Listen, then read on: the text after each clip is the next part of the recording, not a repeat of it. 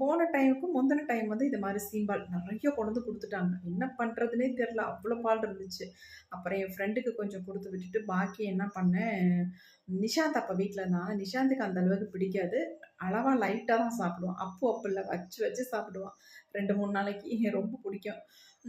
சரின்ட்டு அத என்ன பண்ணேன், நல்லா வந்து ஜீனியெல்லாம் போட்டு, அப்புறமேட்டு என்னது இந்த ஏலக்காய்லாம் போட்டு நல்லா செஞ்சுட்டேன்.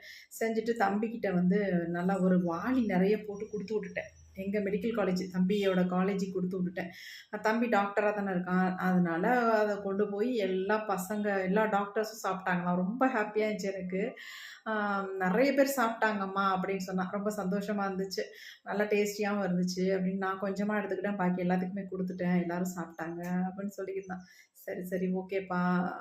வேஸ்ட் ஆகாம இருந்தா சரிதான். ஏன்னா நம்ம வீட்ல வச்சு என்ன பண்றது? பக்கத்துலயும் என் ஃப்ரெண்ட் இல்ல. அந்த பொண்ணு இருந்தாலும் குடுப்பேன். அதுமாரி இங்க என் தங்கச்சி இருந்தாலும் குடுத்து விடுவேன். அதுவும் இல்ல ஊர்ல. அதனால வேற என்ன பண்றது? அப்படின்ட்டு செஞ்சு குடுத்து விட்டேன். எல்லாரும் நல்லா சாப்பிட்டாங்களாம்.